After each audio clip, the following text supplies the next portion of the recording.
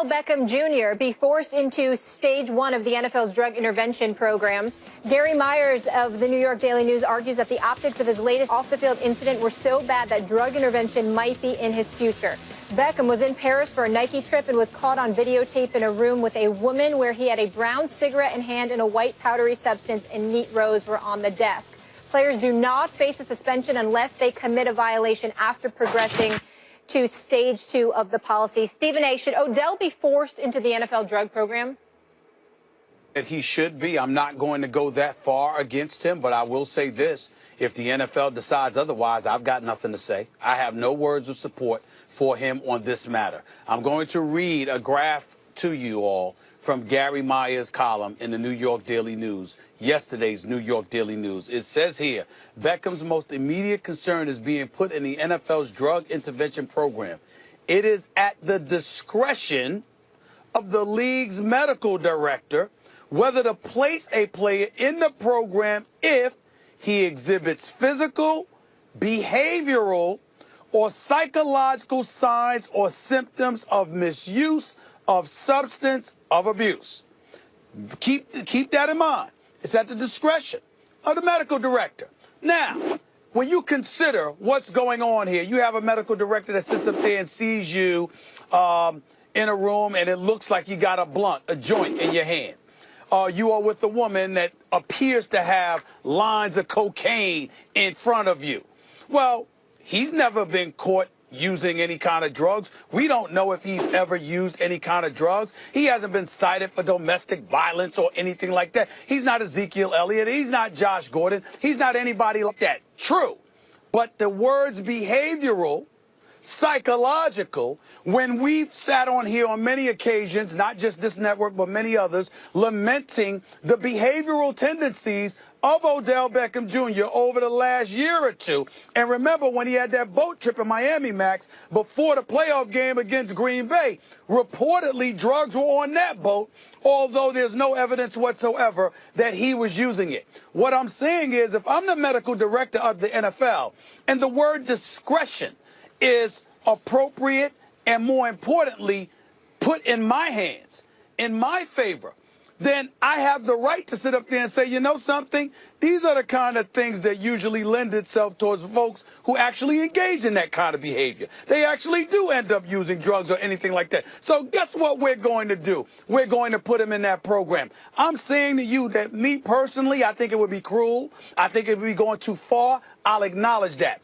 But if the NFL, knowing that this is collectively bargained and knowing that this is a part of the rules, Max, if you still put yourself in this position, which Odell Beckham Jr. has done, I don't think any of us are in a position to come to his defense if the NFL says, we're going to put you in this intervention program and we're going to test you because without being in a program, you can only get tested once a year as an NFL player from April 20th to August 9th.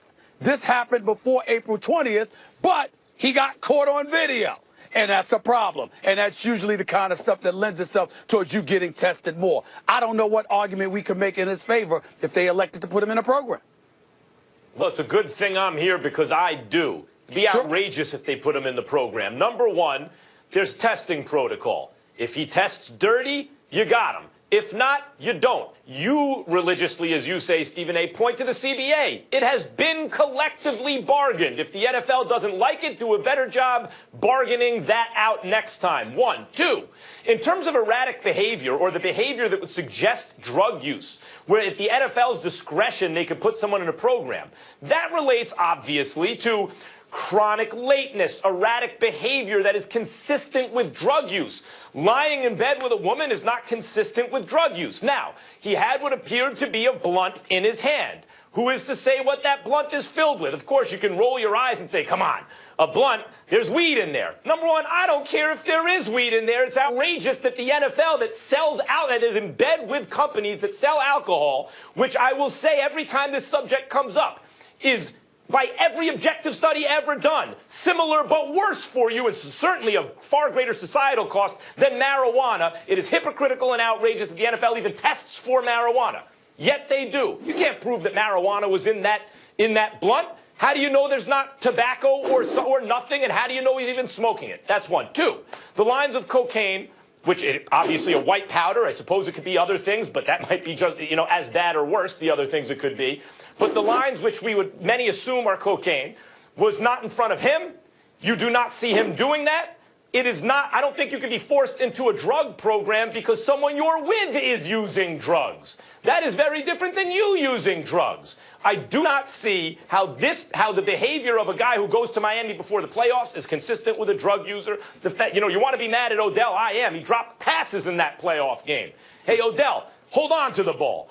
I don't think that's consistent with a drug user. I haven't heard that this guy is chronically late, that he's having problems with teammates, that he's not communicative with people on the team. I haven't heard any behavior that I would say rises to the level where even if it's discretionary, the NFL can say, you, get into a drug program. Now, do I like the fact that that video is out? Whatever he wants to do in his private time, to me, is his business. I would suggest strongly that he stays away from something like cocaine. Kids, that's as the Chappelle Show pointed out, make up your mind. If nothing else, it's a hell of a drug. Make up your mind. You just finished saying in his private time he could do whatever he wants to do. But then you're saying you would advise. All right, what are you saying?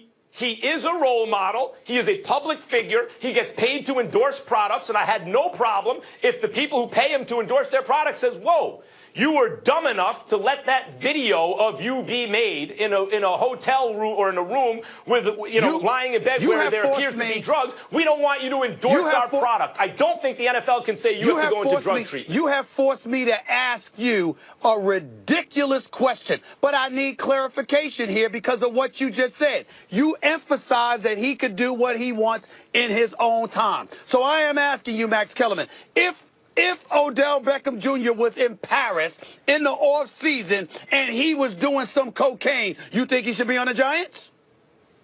You think he should be in the NFL? Did they catch him doing the cocaine? No. No, he's saying if he did, though. I'm saying the fact of the matter is, Stephen A., let me answer that question with a question. Hold on. Why? Why can't you answer that question first? Because I think this will illuminate the question. It'll illuminate the thought. Can you think of anyone else ever on the Giants who was the best at what they did, better than Odell even as a receiver? And was there drug use involved? And how did he play? Yes. He was drug use involved. Right. So as a human being, would I want Lawrence Taylor to get help? Yes. As a Giants fan, may it cut short his prime? Sure. But was he also the best player in the league? Yes, he was. Max, he was the best player in the league. If he was doing cocaine, he should not have been playing in the National Football League. I have no problem saying that. I have no problem saying that. He shouldn't be playing in the National Football League if he was doing coke.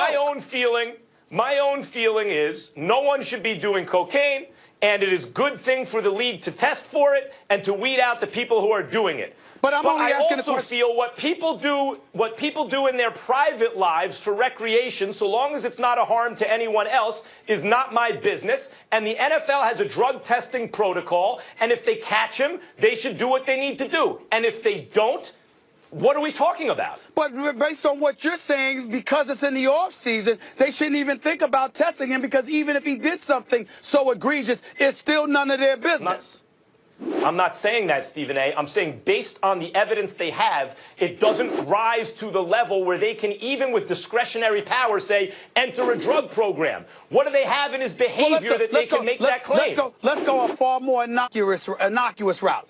Tom Brady with the deflated footballs. We all thought that was relatively ridiculous. He still got 4 games. You know why? Because even though emotionally we understand where you're coming from in terms of right and wrong as it pertains to Odell, the key words here are the discretion of the medical director for the drug intervention program. If you decide as the medical director, because that has been collectively bargained, if you decide that you have enough evidence where this individual should be tested, and you shouldn't have to wait until April 20th or whatever the case may be. I'm saying it's something that's open for debate as to whether or not that could actually happen, because it's my understanding that it's at the discretion of the medical director to make that call. Now, you can be appalled by it, but it doesn't mean that they don't have the right to do it. That's what I'm saying. But I'm not saying it's not open to debate. It's just that I believe you lose that debate if you say his behavior rises to the level, even with discretion, that a medical director could say you must involuntarily, you are compelled to enter this drug program. I don't believe it. What has he done that suggests that? That suggests that he's a drug user? Well, again, they're the experts when they talk about behavioral, psychological stuff, and all of that other stuff. You might not. They'd have to explain. All right, guys, there's got to be a first time before somebody tests positive. Meanwhile, Max, you should be happy. It appears the Giants have gotten their franchise left tackle. They should be signing Nate Solder from the Pats, so that could be a good move right there. Meanwhile, 3 other Patriots clutch postseason players will play elsewhere.